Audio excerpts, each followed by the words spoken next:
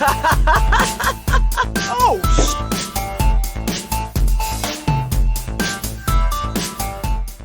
What's up, everybody? Welcome back to another episode of whatever the fuck I'm gonna call this show, because I don't have a name for it yet. This is episode 2, so we just don't have a name for it yet. The best part is I told myself before I was doing this, don't call out the number of the episode because it doesn't mean it's going to come out when it doesn't. I fucking did it anyway. So I did the same thing with the first one. I was like, here's episode 1. So well, it is what it is. Fuck it. So you will be episode 2 unless it's like episode 5. So you'll find out when you look at it. But anyways, for those of you who are new to the show, which the show's new itself, there should already for sure at least be one out at this point. Yeah, right, exactly. There should at least be one out at this point. Basically what this is a little bit more of a one-on-one type podcast where we do a little bit more of a deeper dive of the person who's on the other side of the screen of me and just kind of get to know them a little bit and so on and so forth. And kind of, one of the biggest reasons why we did this show, and I talked about this in the last channel update that came out, was that, or channel update 9, I should be specific because I don't know when this one is going to come out because I think this is on a monthly release at this point. I think we've pretty much solidified that part, is that it's going to be a monthly release. So there might be another channel update out there. Channel update 9 is where I discussed the show for the first time. Anyways, so this is more of a chance to kind of do a little bit of a deeper dive because a lot of people on Dead Funny have chosen the path of video games, for instance. But there's also other hobbies that we all have, which I think is interesting. Like from one situation, the biggest thing that I think is funny is that the gaming community in general, about like 80, 85, maybe even 90% hate sports. Most gamers hate sports. I'm like that hybrid in between that. I fucking love football. I fucking live for football, and I video game my ass off, stuff like that. I'm a special breed. So, and I buy Madden every year. I saw a meme the other day. It cracked me up. Lewis showed this fucking guy opening a present, and he's wearing this fucking red long sleeve shirt, and the present is the exact same red long sleeve shirt. And it's like, they point to the person, and it's like Madden fans, and then it points to the shirt on him, and it's like Madden 10 to Madden 2020, and then the shirt he just opened up is Madden 21. And I was like, and I still enjoy the fucking game. Oh man, but it's true. There really isn't enough to fucking literally redo another one every single fucking year. They just make a shit ton of money off of it. Dudes, obviously. But they update that through roster patches all the time. All the time. They can literally just do a patch and then bam, there's fucking a new roster. Done. Our DLC, for instance, could easily be that. But, they always have some way of like, you can see the sweat 3 times better now on this Madden. It's so good. The graphics are crazy. Yeah, it's stuff like that. Love sweat. Yeah, exactly. So it's one of those situations. But yeah, like I said, and there's going to actually be some people that I actually have commitments to be onto the show where they don't video game at all. We have and they have all different kinds of stuff. Like for instance, I want to do YouTube and Twitch as a fucking career because this is stuff that I like to fucking do. To where I have a friend who is a hypnotherapist and is now a life coach. It'd be cool for him to get on and talk about his shit, and it's something he wants to do. So yeah, just being able to kind of just see like, different things that are out there. Because one of the biggest things that, I've said multiple times on the channel is like, a lot of people want to do something and they don't know how. If there's by a chance that I know somebody that could even just point somebody in the right direction just by fucking talking about it, why not? You know what I mean? Like whenever it comes to the whole streaming thing, Mike is my best fucking friend. And he literally started streaming out of nowhere and amassed, I think he's close to his 300 follower mark now. And yeah, he's got an awesome supportive community around him and stuff like that. And it's like, cool. Why did you get into streaming? What made you want to stream? What gave you the need to stream? On top of that, how do you deal with negativity? How do you deal with that feeling of, fuck, I lost a follower? How do you deal with it? And just, just give little fucking advice here and there. What do you think? Obviously, you'll never know what your it factor is because it's just you. But what do you think is a good rule of thumb in order for these people who want to do this can kind of move forward and look forward into doing that as well, you know, like staying consistent, making sure that if you put a schedule out there, you stick to your schedule. People want to see you actually do your stuff, you know, make sure you're interacting with your community. That's a huge one. I mean, every fucking streamer out there has a Discord. I should know. I have my own Discord for my own stream. Like everybody, you know, that's just how that is. So yeah, this one's going to be somewhat different, somewhat not, because JoJo is a video gamer, which is completely fine. But with JoJo being a new member of Dead Funny, definitely want to make sure he got his platform to kind of introduce himself to you, the viewers, so that way you kind of get a chance to know who JoJo is and just kind of go from there. So yeah, I guess to kind of start out, you know, what kind of got you into video games? So when I was a kid, like really young, like 4 maybe even, my parents got me a Sega Pico. Oh, which, if you don't know what that is, it's like a Genesis, essentially, but for just kids' games. A very specific one. Then, a little later, I went to my sister's house and saw her Super Nintendo, and it was way cooler. So my parents returned the Pico, and they're like, okay, we understand, this is junk. Got me a Super Nintendo. Yep. And then that was kind of it, man. I was in. You were hooked. You were hooked. Fair enough. Yeah. Mine was kind of similar on the same. Like I said, I grew up watching my dad playing Legend of Zelda and Final Fantasy, so that got me into my 2 main games. But yeah, after that, man, it was just system after system. Nintendo 64, Dreamcast. Yeah. I had a, what is it? Yeah, it was a Dreamcast, wasn't it? That fucking burned out on us. We had a Dreamcast that literally we were playing, because that was Star Fox, right? Star Fox on Dreamcast, right? Oh, Star Fox is a Nintendo. Yeah, but it was on something else, wasn't it? First, wasn't it originally like a Dreamcast or something? Maybe it wasn't Star Fox. Maybe it was just a spaceship game. I don't know. Maybe it was just a spaceship game. I don't know. It was some game. My mom watches all of our fucking content and is constantly like talking to us in the comments, so she'll correct me. So just look in the comments. She'll tell me what it was, but she'll know exactly what I'm talking about. We had a fucking system basically have a fucking meltdown while it was playing a game, and it just stopped working. Just physically stopped working. But yeah, it was pretty fucking nuts. Anyways, but yeah, and then yeah, through Nintendo, goddamn, we had a lot of Nintendo, and then PlayStation. The first system I owned as a kid, actually growing up, that like I actually bought, basically not bought myself, but was bought for me specifically, was the Xbox, the original Xbox. There was a guy that lived up the street from me, an older gentleman, and he was going bankrupt. And so he was having a bankrupt sale where he was selling everything. And he was selling his, and this is around the time that it was after Halo 1 came out, but before Halo 2. Like Halo 2 was getting ready to come out. So Xbox was pretty popping at that point, like the original one. He sold his Xbox, 4 controllers, a memory card, and then like fucking 10 games. One of them being like Return to Castle Wolfenstein, one of them being the original fucking Halo, and shit like that for $40. What? $40 fucking dollars, man. I walked away with that. Yeah, I saw. Yeah. I'll never forget walking down the street and seeing the sign in the window, and I was like, I want that, and immediately knocked on his door and was like, hey, can you take your sign down? He's like, why? And I was like, because I'm gonna go ask my parents right now if I can fucking buy this. And he took his sign down. I ran down to my fucking house, and I was like, Mom, Dad, there's this guy up the street. He's selling his shit for $40. We need to go buy it. So yeah, I was pretty excited about that.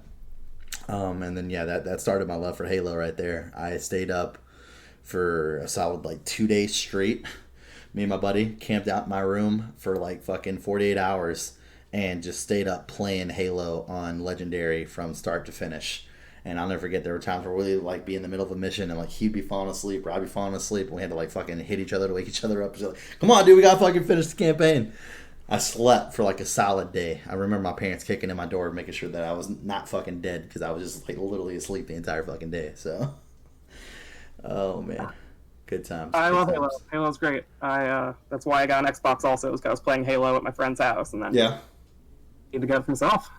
That's awesome. Yeah, first time I had ever played Halo was actually on a friend's console, and I ended up killing, like, so I remember on the first mission, it's like you go into the computer room, you talk to Keys, and then he gives you the pistol, and the pistol's not loaded, And in my mind, I was like, why would they give you a pistol that's not loaded? And I was like, and I didn't know anything about Halo. I was like, what if it's like Men in Black, where the aliens can be in humanoid figures trying to trick us? So I just started going around pistol whipping all the people that were at the computers and shit. And my buddy that was playing with me didn't know that what I was doing. So I finally catch up with him. He was so confused because every mission when they dropped us off, as soon as our boots touched the ground, the Marines would start trying to kill us. So we had the aliens shooting at us and the Marines shooting at us. And my buddy's like, what the fuck is going on? He's like, I've played this game 100 times, never happened. I don't understand what's going on right now, dude. And I was all like, you fucking got me. Like, I didn't know either. I was like, you fucking got me. I was like, I've been doing it with killing aliens all day. And then, I found out. So. People don't like it when you hit them with pistols. Oh, man. It was pretty funny. It was literally every fucking stage just because I pistol whipped all the people at the fucking computer center in the original ship. Every fucking stage that it dropped us off on. Everyone. Yep, every stage, dude. We had to immediately turn around, kill all the Marines first. Which, to be fair, we got a shit ton of ammo and fucking grenades. But turn around, kill all the Marines first, and then fucking kill the aliens. Every single time. Oh, shit. So that's kind of how you got started. I would say let's go out of the video game families or the console families. What would be your favorite? So Sony, Xbox, Nintendo. I've always been a Nintendo boy. Nintendo boy. That's fair. First email address was Nintenjo@AOL.com. Okay, that's fair. Was a Nintendo and Joe. It was very clever for a child. But no, I had the first a while before I got NES, N64, Game Boy, and a PlayStation, I guess. So okay, sweet. Sony. Fair enough. Yeah, I would have to say mine would be Xbox as far as the console goes. Outside of that, which is funny because like all my favorite games are not on the Xbox whatsoever. I really can't. Yeah, exactly. But I had so much good times on the Xbox. It was ridiculous. Like once Sony did their whole like we're not going to do backwards compatible from PlayStation 3 to PlayStation 2, that kind of turned me off on Sony pretty hardcore. Because like the PlayStation 2 was out for so long, dude. Like people just had a massive fucking library. It was ridiculous. So I was just like, no, I'm good. So I do miss my Sony games though. Like I was big on like Medieval. That was a really good one. All the Dragon Ball Z games on fucking PlayStation were fucking great. All the newer ones are fucking garbage. Like all the Budokais and the Tenkaichis, they were so fucking good. Me and my cousin, I was like, go ahead. Which one? You don't like Dragon Ball Fighters with a Z? No, I don't. It's okay, but it's nothing like the old ones. Like I just miss the old school ones, dude. Like where me and my cousin would literally pick, because he always picked Vegeta, I always picked Goku, and we'd go to the as far away from each other as we possibly could, and literally power all the way up. I think in fucking Budokai 3 you can go to fucking Super Saiyan 4, even though fucking Dragon Ball GT is basically non-canon due to fan request, but go all the way to Super Saiyan 4. And then we would fucking do Gallic Gun and Kamehameha Wave at each other. Because in the old ones, whenever they hit in the middle, you had to do the whole analog stick where you fucking spun those back and forth really, really fucking fast. So we would both just drop the controller on our leg and then just fucking put one hand on both sticks and just drill the shit out of them. I always was like, it's either going to be this or Guitar Hero that fucking gives me goddamn arthritis. One or the other, it's going to fucking happen.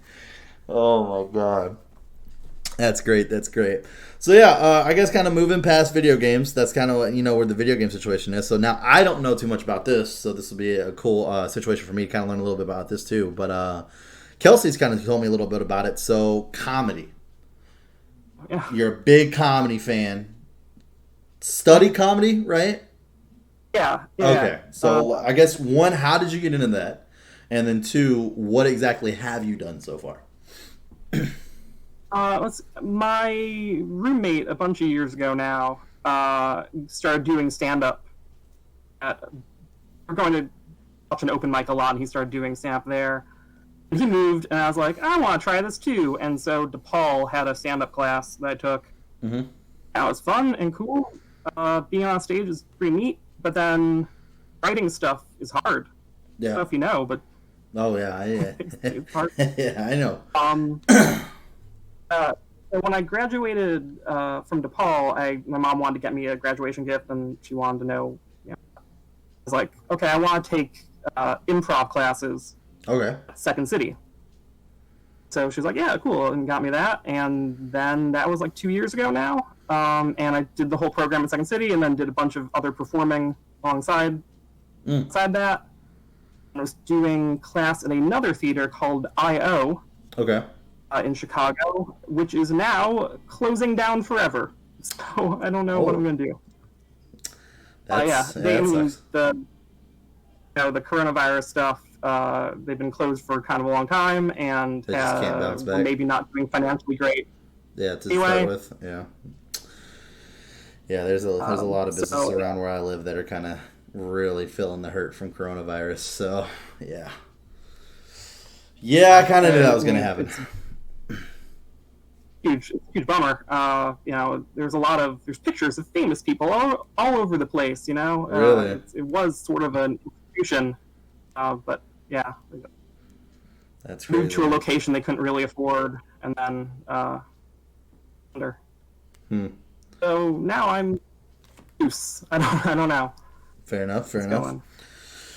So we know what kind of got you there. I mean, what I guess, would you say that your overall, like, if you could have it, your overall career, would it be a stand-up comedian? Is that something like that you would want to go towards, or is this more of kind of like a passion at this point? Yeah, that'd be cool. I'm doing stuff and seeing how it goes. Gotcha. That's fair. It's fun, and you meet a lot of different people, and I've had the same friends for like a decade since the end of high school. It was nice to know other human beings. That's fair. Yeah. So, yeah, it's a cool. What kind of state of mind do you end up finding yourself in order to get on stage in front of strangers and actually rattle off jokes that you yourself have created, not knowing if it's gonna, like, I mean, have you ever had like a bad night? I'm pretty sure that the answer to that is yes, but have you ever had like a bad night? Definitely, yeah. I get incredibly nervous before going on stage ever. Sure. Then once you're there, it kind of comes okay somehow. There's still, once you get the first laugh, it feels all right, I think, is the thing. And then you're like, oh, these people are with me. They're on my side. They're on my side. But when it takes a while to get to that laugh, start feeling a little, oh no. Okay, yeah, that voice in your head starts to talk a little bit. Yeah, that's fair. I know what you're talking about, not from the comedy aspect, but I think I've said this on the channel before. I know I've said it during my stream and stuff, but the guy that I used to do my other channel with, that I was on Darkstar, and by my channel I mean as in I was a part of, we actually did a rap album together. And I've been doing, I've actually been rapping since I was like fucking 13. Like, that was just a big thing for me. I grew up in Houston, Texas. Rap is big there.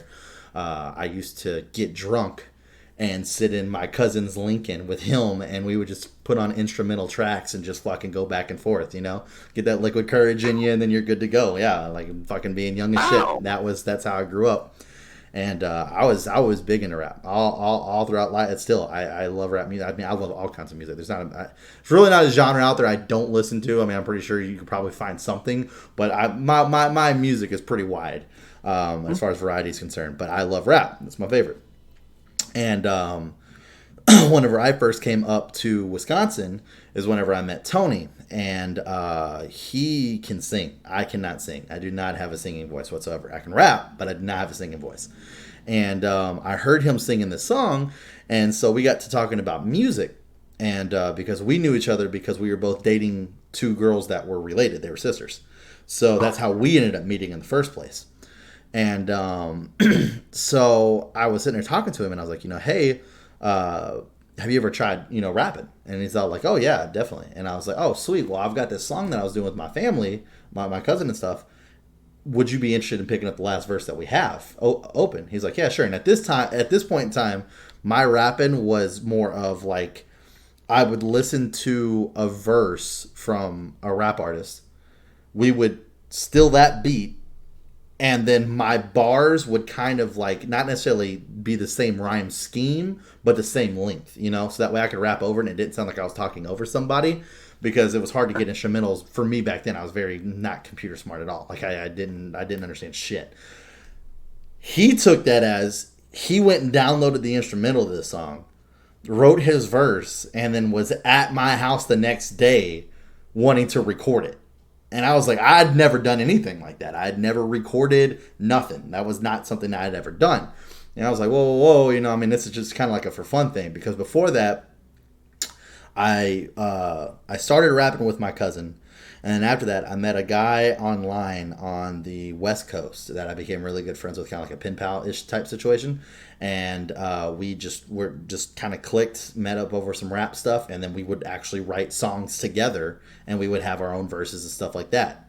So I went from rapping with like South Side rappers, because every different fucking state is like different with their style of rap. So I went like from the South Side rap to the West Side rap, and then up here to the North Side. And whenever I got up here, I'd never done music like the music me and Tony did. A lot of our tracks are like electronical beat sounding rap songs, which is really interesting.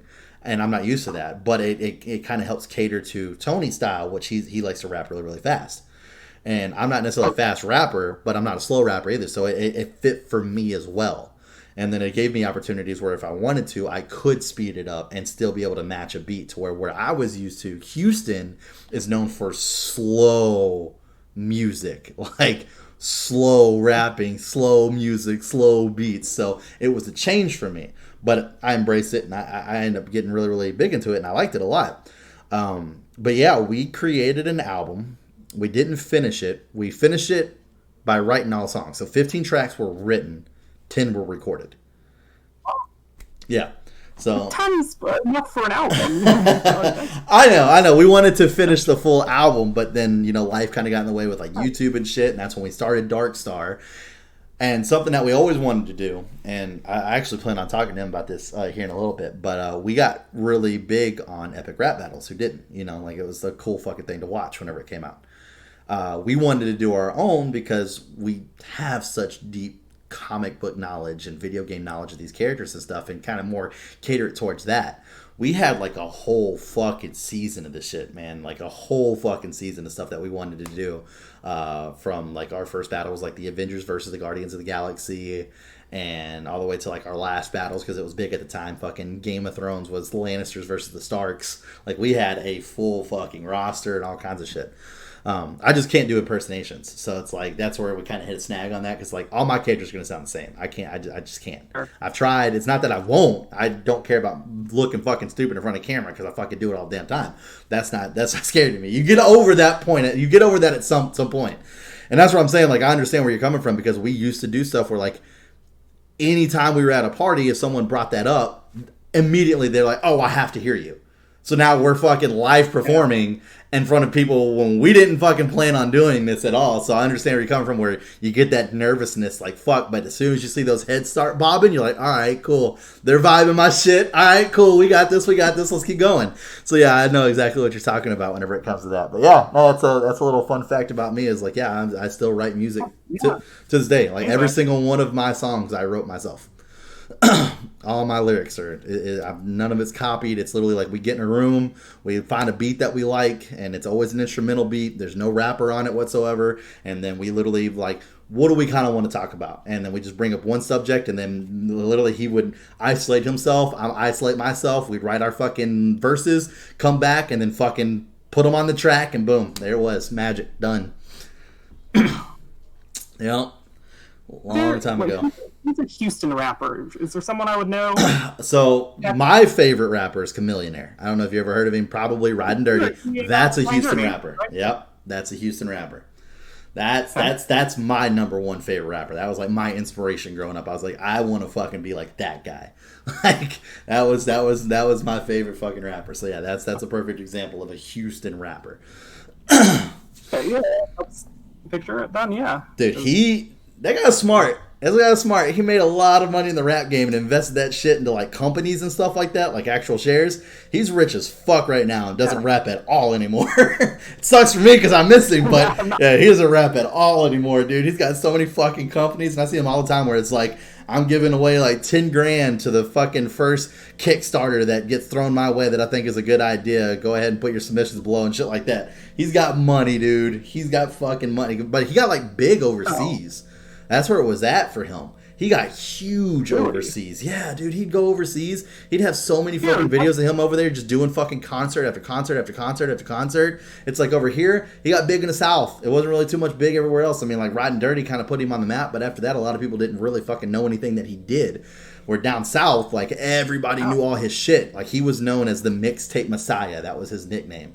And the reason why is because that's what he would do is he'd give you a $10 CD, a mixtape, and it would have like 40 tracks on it.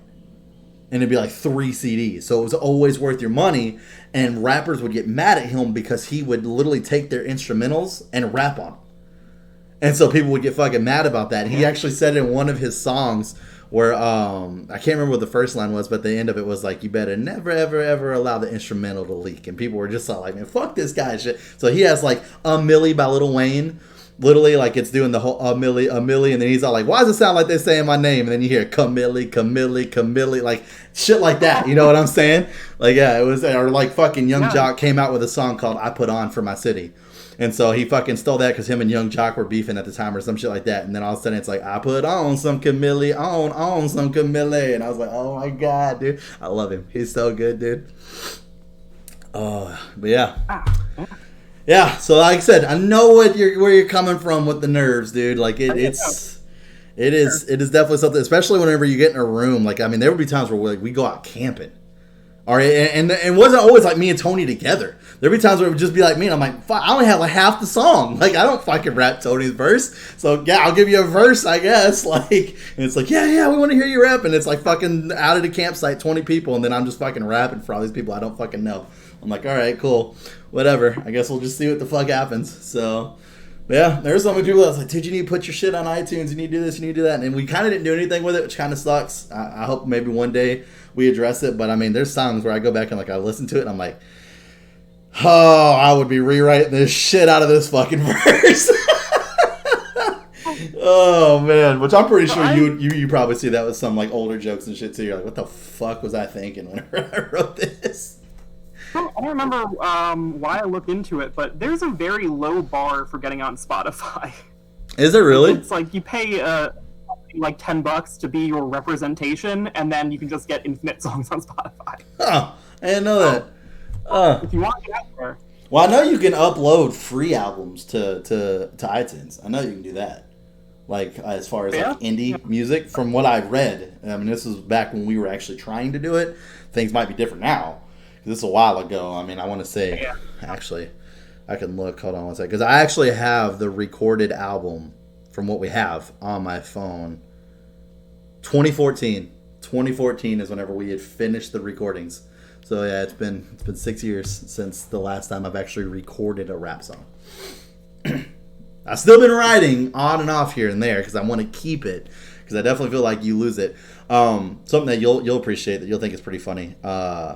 One of my biggest flaws that I had was that I would actually have to start recording some of my verses because we were doing so many songs like back to back to back that I would write a verse and I'd be like, man, dude, this verse is fucking money. And then I would rehearse it right then and there, and fucking Tony would be like, yeah, man, that verse is good. I was like, yeah, that verse is good. And then like I'd come back the next day and I couldn't get the rhythm back. I couldn't get the rhythm back. So then I have this whole fucking verse and it just sounds off. And I would try it this way, I tried that way, I tried that, and I couldn't get the rhythm back. So I actually had to start recording myself so then I could listen to myself before I went to go rehearse it again and get the rhythm back. It was like when I first got started. It was like my first like 3 or 4 songs. It was pretty bad, dude. Like I literally had this whole verse and it would just be on point. Like just on point, sounds good with the beat, mixes very well, and then fucking next day I come back and I'm like, it fucking sucks, dude. I gotta rewrite my whole fucking verse. Fucking sucks. Like I can't get it to match in. I don't know what's wrong. I don't know what I did. I don't know if I paused right somewhere in here and it just made it fucking flow better. I don't know. I don't know what I fucking did, Tony. And there would be shit like that where I'd take like an extra pause and let the beat kind of just like play itself and then drop back right into it. And I would forget that. Yeah, it was rough because I wasn't used to that shit. I was used to just basically freestyling. Like until that point, I had done very little actually writing besides what I did with the West Coast guy, and even beyond that, I mean, like I said, I'd never done recordings. It just never was something that I ever thought about doing. Never thought about it. Like whole YouTube and Twitch and all that shit was never like a thought process for me as far as ever doing anything like that. And I would say that probably what started me wanting to get like on a mic at some point was recording with Tony, and then after that we ended up looking into YouTube, and then fucking the rest is pretty much history after that. So but yeah, hopefully we can start that up, get the fucking I think we called it Legends on the Mic, I think is what our ERB version was going to be called. That'd be pretty cool to fucking do that. I'd be pretty stoked. Yeah, no, I'm verses. I mean, you should keep rapping. That's me. Yeah, it's a little bit of something you didn't know about me there for you. Yeah. So yeah, no, I definitely feel where you're coming from. Yeah, I just, man, dude, still like, there's that extra level of stress whenever I look at like being a stand-up comic. It's just, man, dude, because like it's like you said, you got to kind of win that room, and that's fucking hard, dude. Like, at least with music, I got a beat that can help me, you know what I mean? Like, people can fucking, you know, at least be like, all right, the beat's decent. Like, he fucking sucks, but the beat's pretty fucking good. You know what I mean? Like, if you suck, you just suck at stand-up comedy. Like, nothing is there to help you but your fucking jokes, you know? Damn. Yeah. That's, holy shit.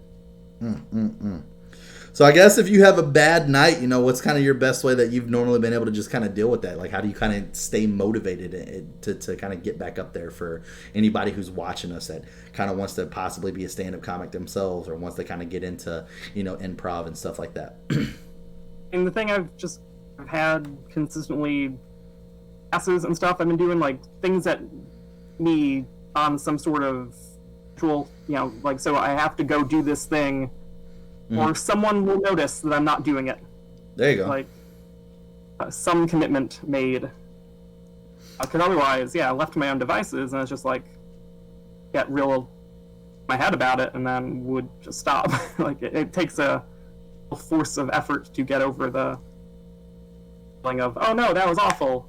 Oh, yeah. Yeah. Absolutely. No, I understand what you mean by that.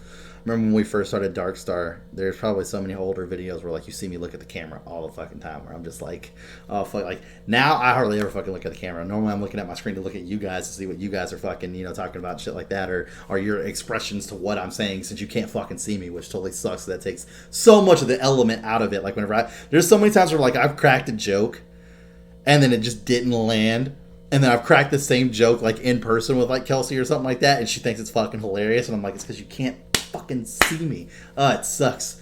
But I have heard, well, what I have heard is that I might be able to do like a dual webcam system. So I'm actually starting to look into that. I don't necessarily want to buy another webcam, but if I have to, I will. And that way, like, I can have one webcam just captured by Skype and the other captured by the recording software. So that way you guys can see me. And then that, because it's like one of those situations where it's like, let's say me and you get into a heated argument on a podcast, right? But it's more for comedy reasons, you know, like I'm literally playing it up. But you can't see me, so you don't know that. All you know is that I'm fucking yelling at you, and you're all like, "Holy shit!" Fucking Chris is like really pissed off about this or something like that.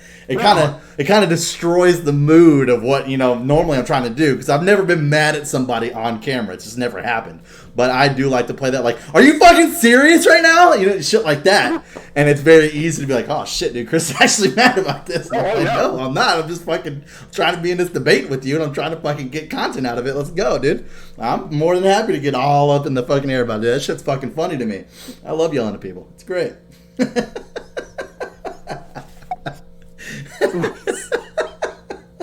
That didn't make me sound like an asshole at all. Oh.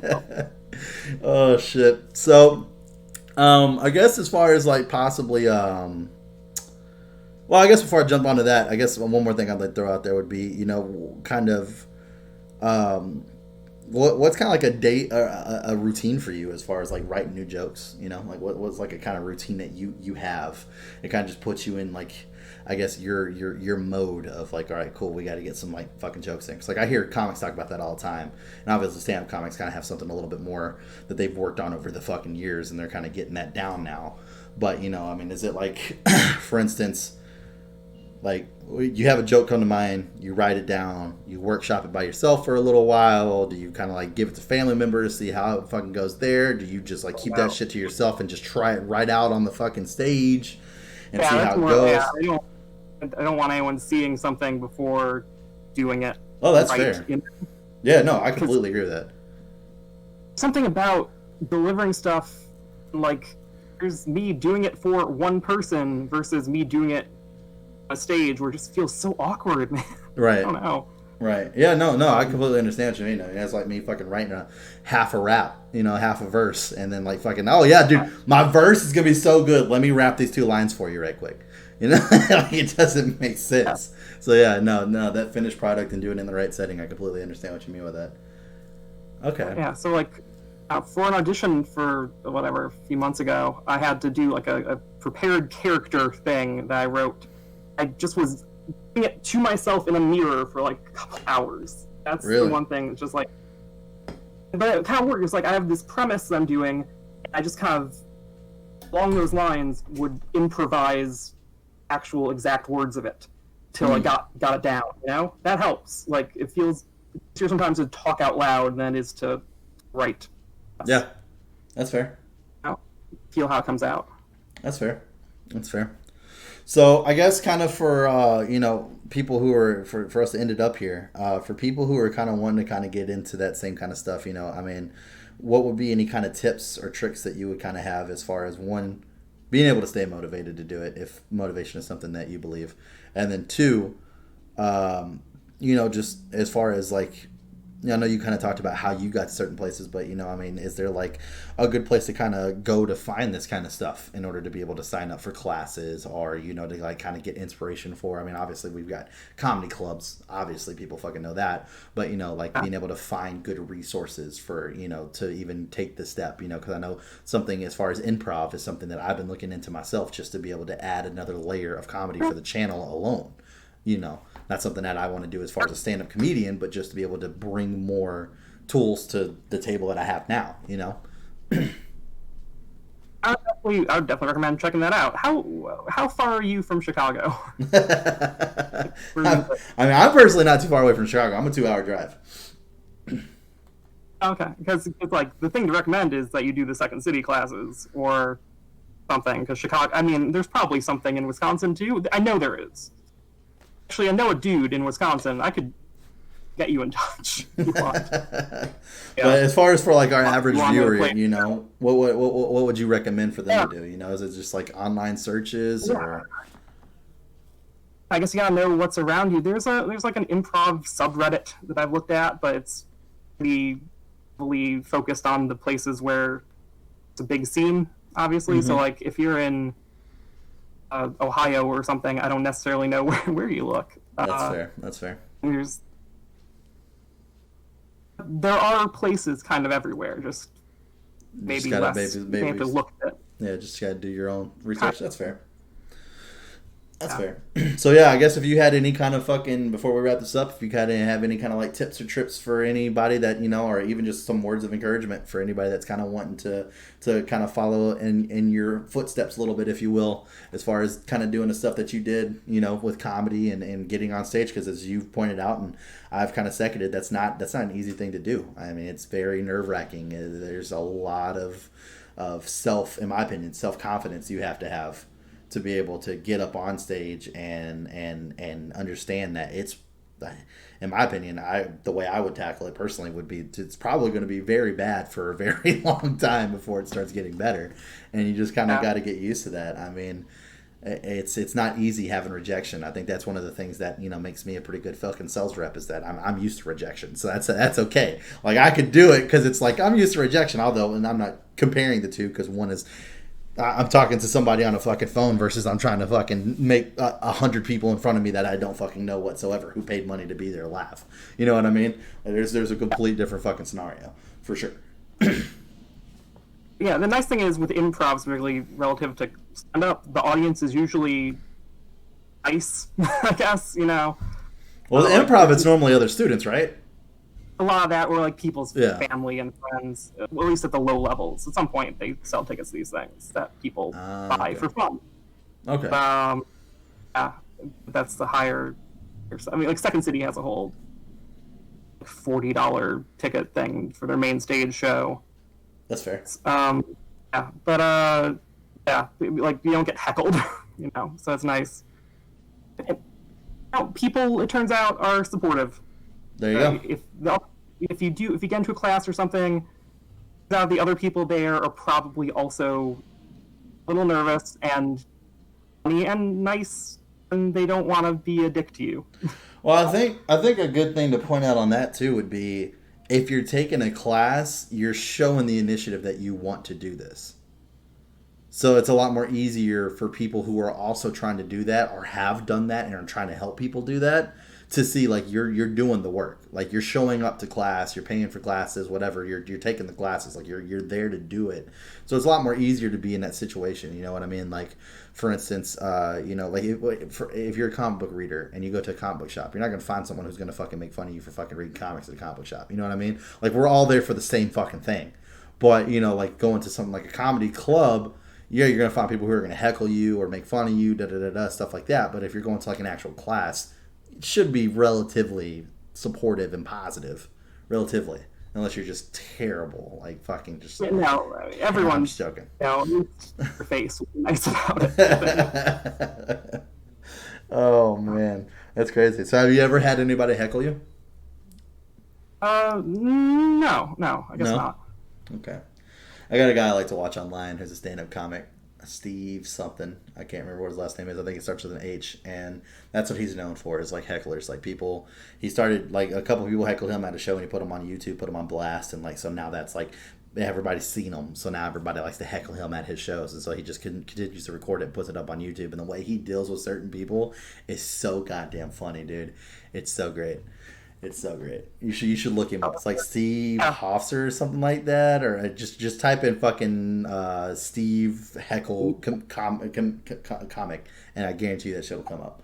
Like he's pretty funny. Him, and then I don't know if you know Andrew. Is it Schultz? I don't know. My buddy turned me on to him. He's like almost like he does live comedy and stuff, but a lot of his stuff is like catered around to his specials, if you call them, go to YouTube, type deal. And he's fucking hilarious. That guy cracks me the fuck up. He's so fucking funny. And since we've been in this whole COVID thing, he's like literally making like this whole like room for him to still do his stuff. But it's more of like just fucking calling people out on shit, like all the fucking shit that's going on today in the world. Like, for instance, he did like this whole rant talking shit about people who are making fun of other people for wearing face masks and stuff like that. He's like, what does it fucking matter to you? Mind your own fucking business. Like, and stuff like that. And he's fucking hilarious, dude. So yeah, I would strongly recommend both of them. But the heckle thing, like, oh man, dude. Like, part of me thinks that, and that it's cool because like, I actually want to pay and go see him one time. He's actually in Madison because he actually tours. And he always does a Q&A at the end. And that would be like a big question I want to ask him is like, obviously you put a lot of time and work into your routine. Like there's no ifs, ands, buts about that. Like that takes time, that takes dedication. Would you be upset if like the heckling just stopped?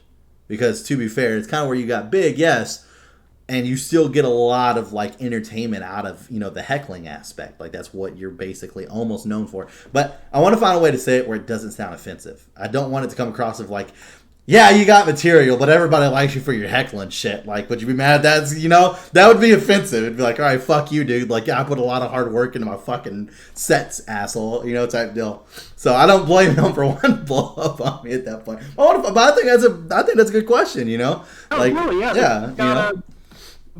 if he's known for that, then yeah, I imagine he values it somehow. Because yeah, I mean, at some point, those things do get out of hand. He's had a couple of them where like fucking people are drunk and they get pissed off, and so then a fan will step up and start fucking talking shit, and then a fucking fight breaks out, or fucking the person's drunk and he has to fucking sit there and tell him to shut the fuck up multiple times. Because normally just tries to tell him to like, hey, we're trying to do a comedy show here. I don't know if you noticed that or not. Whenever you paid to be here, but I'm the one that should be talking. So and stuff like that. So he tries to quiet them down first, and after that, like they keep trying to do it, then he'll make fun of them and stuff like that, and then they just keep going and going and going. Then he just gets them fucking kicked out of the show. It's like, all right, you just need to go. Like, yeah, the thing is, all these audiences are all drunk all the time. So that's got to be the most nerve-wracking part of that, honestly, in my opinion. Like, at one point you're like, oh, they're drunk, so they're gonna fucking think anything's funny. But at the same point, it's like fucking, if they're gonna be mean, they're gonna be really fucking mean because they're fucking intoxicated. They don't give a shit. In their mind, I guess I'll put it this way: that would probably be one of my biggest fears if I wanted to start doing stand-up comedy. Would be, we have a lot of people in the world today that feel entitlement. And the fact that you paid to go to a show, I already see that entitlement being there. Like, I fucking paid to be here. It's like, but that's not how that works. Like, you paid to get a chance. See, that's where I think you got to have that cocky attitude, which where I think I'd be okay. I don't think I'd be fucking amazing, but obviously I'd have to put work in and fucking shit like that too. But having that cocky aspect where I'd turn right back around and be like, all right, well, you need to also understand you paid to see me. That's the privilege. Like, you paid for the privilege to be able to fucking see me. So you can sit the fuck down, shut the fuck up, and listen to the rest of the set. That's where I'd have to fucking go back. Like, I don't know if, man, dude, he's just so quick, dude. He's so quick, and it's crazy, man. To be able to literally just have somebody interrupt you while you're in this train of thought of trying to land this joke the same perfected time every time you do one of these shows, and then have to just within seconds clap back at somebody because they're trying to make fun of you. You know what I mean? And gain the win over on the audience like early on, so that way the audience joins in laughing at that person versus the other way around. You know what I mean? Because it's very easy for a bunch of drunk idiots to laugh at one drunk idiot. You know what I mean? But getting the drunk idiots to laugh at you, shutting that motherfucker down. Yeah, jump on that one pretty quick. The thing you do get sometimes in improv, not heckling explicitly, but it's like when you ask for a suggestion for stuff, you'll get the person who thinks they're real funny for yelling penis. And you have to learn how to deal with that. You're like, no, we're not doing penis, man. It's not. Come up with a different word. That's you gotta learn to manage that sort of thing without offending the person too much. Man, didn't know we had the first grade class here. All right. Yeah. It's all penis and fart jokes from here on out, gentlemen. So handling that for sure. Mm-hmm. Yeah, I'm pretty sure. I mean, like I said, I mean, I've actually shown his stuff to some people, and I've had some people be like, yeah, but I mean, he's just kind of making fun of a drunk person at some point. It's like, yeah, but there's an art to that too, though. You know, I mean, like, yeah. It's not like he's literally like, oh, you're a fucking piece of shit who fucking talks shit at a comedy show. Like, he literally, like, there's multiple times where, like, a drunk lady will say something. He'll be like, well, you obviously felt it was important enough to interrupt me during my set, so why don't you go ahead and finish the conversation? Da-da-da-da-da. And then he turns it into like a joke. It literally basically becomes part of his fucking set. And it's hilarious every fucking time. Every fucking time.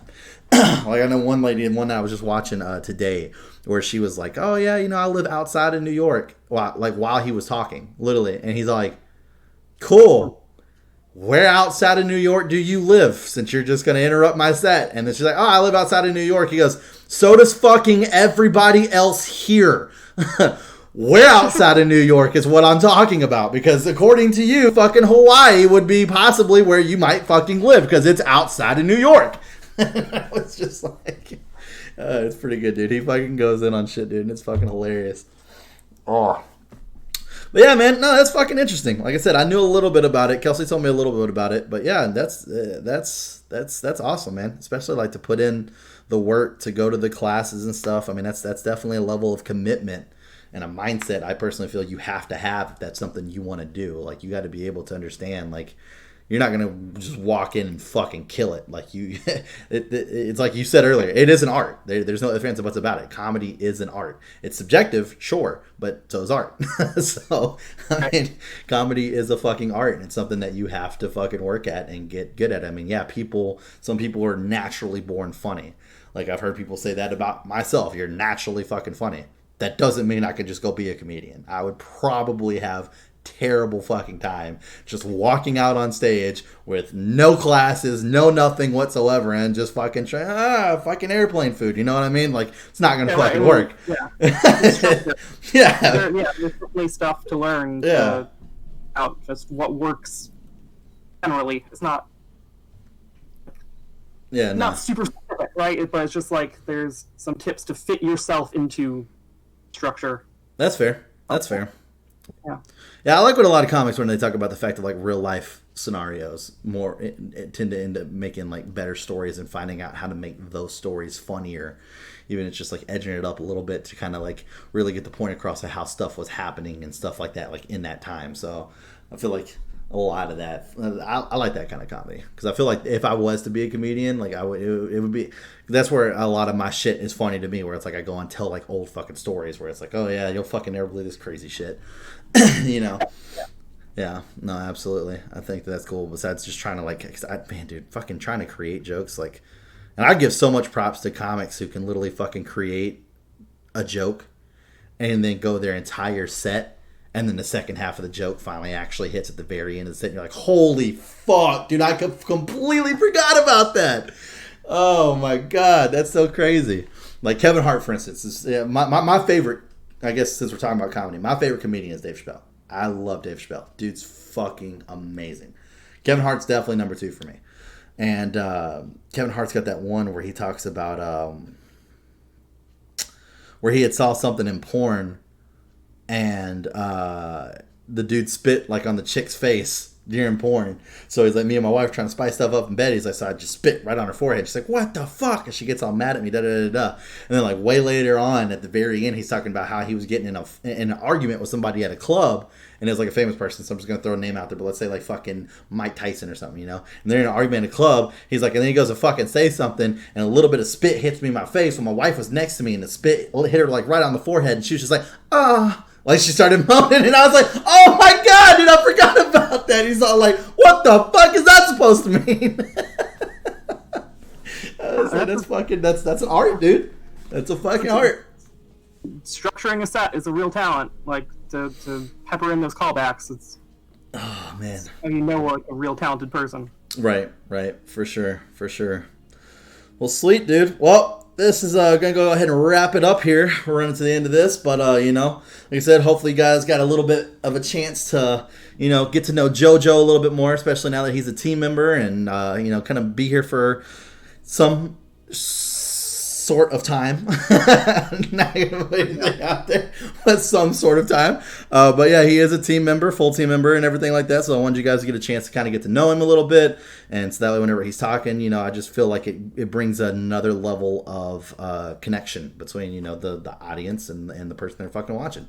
So that way, whenever we have stories, stuff's like, oh yeah, well, fucking he wants to be a fucking comedian, so I fucking get that, type shit like that, So yeah, if you guys enjoy this, once again, this is a beta show that we're kind of doing right now.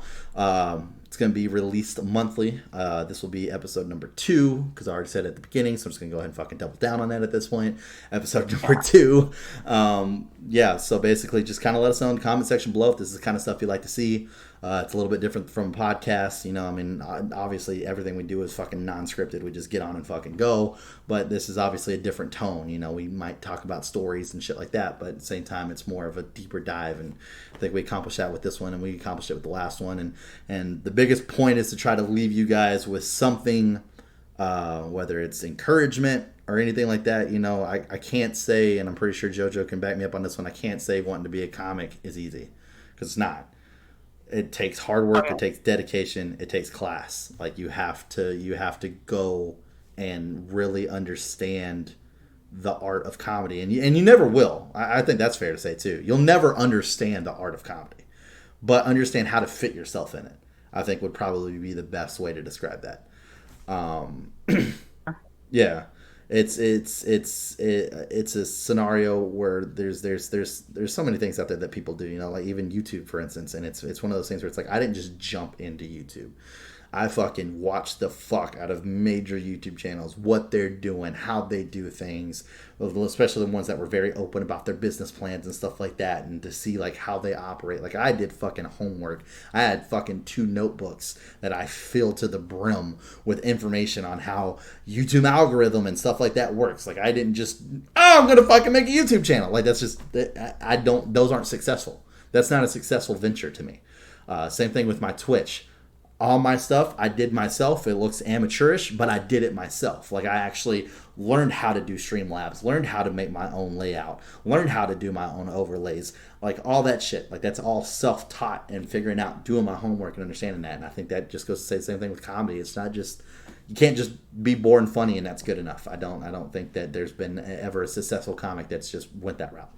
I don't think that's ever happened. Could have, maybe. I don't know if I've ever heard anybody cop to that. But I think at some point, even if it's just watching comics and just understanding their daily stuff and hearing them talk offset about how they do stuff, I mean, that is a form of learning how to do it. Like that is literally something where it's like, okay, cool. He's very popular. This is how he does it. It might not work for you. Most likely not going to, because everybody, I'm going to guess, JoJo, you can back me up on this, but I'm going to guess everybody's set's kind of catered to them and how they operate, right? Oh, yeah, of course. Yeah, so it's probably not going to work the best for you, but it can give you ideas as far as like a guideline, you know? I think that would probably be the best way to say that, you know, just kind of like guidelines. They're definitely generalized archetypes of comedian, right? Like, right. You can see what you fit into, like what kind of, you know, like a Mitch Hedberg is just like lines and stuff versus someone who does like longer story stuff we're talking about. Or George Carlton, who just, you know... Yeah. But yeah, no. Yeah, and like I said, the main point in this is just like at the end of the day, we're on a YouTube channel. We hit a lot of different viewers. I want to make sure that if anybody's even trying to remotely do something close to that, at least you walked away with some kind of information. JoJo's not going to be able to bring you from nothing to Dave Chappelle level. It's just not going to happen. But hopefully, through our conversation, he might have pointed you in the right directions on at least how to get started and how to kind of have a little bit of a mindset to tackle certain things. And I definitely agree with, you know, one of the things that you talked about earlier, which is having that solid commitment to force yourself to continue to do it. Because I definitely feel it would be very easy to give up in an environment where rejection is probably going to be pretty fucking common early on. Very fucking common. Yeah. And very easy to make you want to quit. So having that commitment, I completely agree, is a good way to kind of tackle that. Finding a way to be like, all right, cool, this is the one person that wants to hardcore support me. They said they're going to be at every fucking show. I have to fucking make sure I'm there every fucking time. Or something, you know. I mean, some people believe in motivation, if that's your thing. I don't. I believe in discipline, so it would be, you know, something where I have to fucking make something where, you know, like I have to do a show once a fucking week and I have a counter. If I fucking fuck up that counter, it's going to throw me all off, you know. Because once you start getting to like the 50th show, it's like, cool, 50 shows without missing a week. Sweet, we got to keep fucking going type deal, you know what I mean? And that's how I kind of discipline myself with like checklists and to-do lists and stuff like that. Like streaks, for instance. It's like I don't want to break my streaks. So, like, even for fucking YouTube, for Dead Funny, I have a fucking Streaks app, and on it, like, I have literally, it's like, this day, this gets recorded, this gets edited, this gets recorded, this gets edited, and I, like, keep my streaks like that. Like, that's how I stay disciplined. It's very easy for me to be like, fuck, dude, I don't want to fucking edit today. But then it's like, but I need to edit today. I have to edit today. And then I get the edit done, and then guess what? I get the rest of my fucking day back, and I quit bitching. So having that routine, I think, helps out. And a lot of those routines can be fucking adapted into multiple different things. But yeah. So like I said, I know I'm kind of rambling on here at the end, but just wanted to make sure, like, that's pretty much the reason why we kind of want to do this, is just to kind of give people a little bit more of a chance to hear someone else's story, how they walked that, especially if that's something that they want to personally do. And I think that we've kind of done that. So we're going to go ahead and sign off on this one. Hit us in the comment section below if you got any other questions for JoJo. And I'll make sure that obviously he gets them if he doesn't see them himself. And then we can kind of fucking have him talk back to you in the comments. Or maybe even if there's a couple comments, you know, do something where we address something during a podcast. Because that's what we're here for. You know, we like the fan interaction. Other than that, I hope you guys have a great rest of your week. We'll see you next time.